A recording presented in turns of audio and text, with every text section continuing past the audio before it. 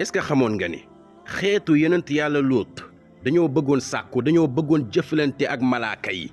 teewlul histoire bi ñu dem suuratu Huud nañ dem borom bi ne ولما جاءت رسلنا لوطا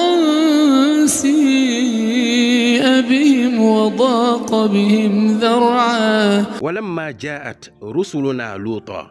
sunu malaaka yi ba ñu dikkalee yonent yàlla Luut ñi dikkal ko doon ay ganam malaaka yi nag dañoo ñëw yor jëmmi doomu aadama dikkal yonent yàlla Luut alayhi salaam doon ganam borom bi ne sii abihim yonent yàlla Luut ñëw bu malaaka yi ñëw seet si ko doon ay ganam da koo metti xam nga lu tax ndaxte xam na xeetam lan la ñuy def ci mooy yàlla xam na ne xeetam ay góor jigéen lañ góor ak góor ñooy sëy xam na loolu wa daaqa bihim dharaa ñëw bu malaaka yi ñëw daa di xatal xolam daat koy xatal ndeysaan mu am jàkkare am lu ko metti moom yonent yàlla Luut alayhi salaam ndaxte xam na ne ganam yii lu ñu nar a fekk ci dëkkam bii yéeme na doy na waar وقال هذا يوم عصيب wa qaala yonent yàlla Luut daa di wax lan la wax haada yawmun asib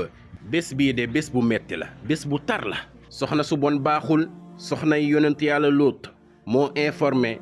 xeetu yonent yàlla Luut moo informé góor jigéen yi ne leen Luut am na ay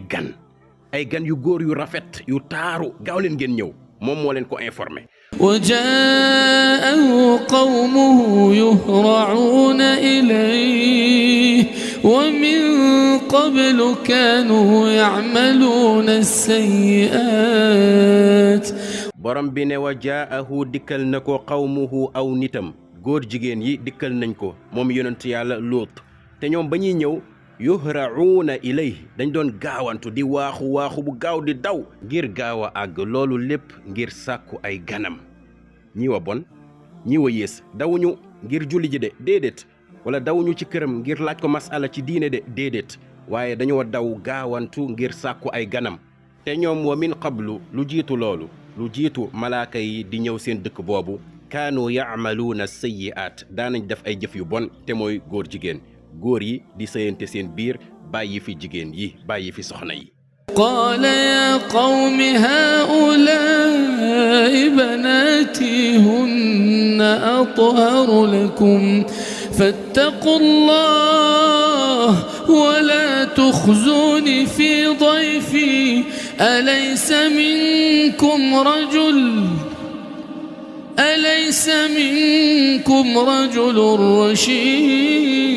رشيد qaala Luut ne leen yaa qawm yéen sama xeet haulaa'i banaati ñii samay doom lañ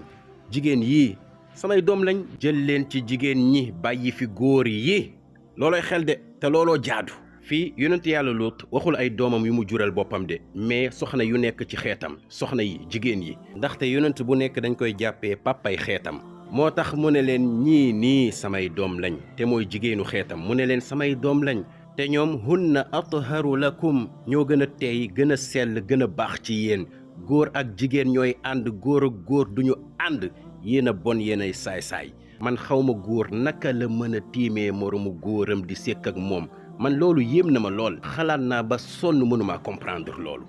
naka la góor mën a tiimee moromu góoram loolu yéem na ma moo tax nit mbonam ak saay-saayam dina ko yóbbee mu gën a suufe baay ma Luut ne leen fattaqullah ragal leen yàlla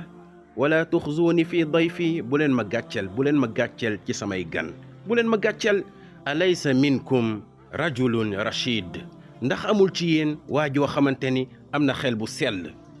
baax mi ngi ci moom mu mën leen tere lu bon lii ngeen bëgg a def sama gan yii ndax amul ci yéen ku baax teewlu lu ñu tontu yonent yàlla Luut alayhi salaam ñi wa bon ñi way saay-saay dëgg قالوا لقد علمت ما لنا في بناتك من حق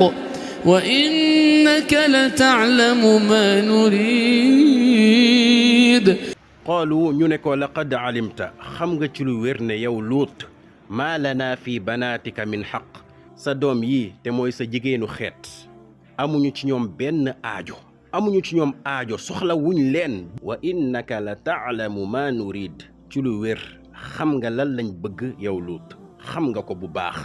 ñun góor lañ bëgg bëgguñu jigéen sunu yoon nekkul ci jigéen ñi xam nga lu ñu bëgg qaala Luut ne leen law anna lii bikum quwwa ay suma amoon ci yéen kàttan dinaa défendre dinaa xeex ak yéen ba lii doo leen ko def aw aawi ila ruknin shadid wala ma am benn mbooloo benn groupe boo xamante ni dañ may jàppale ma xeex ak yéen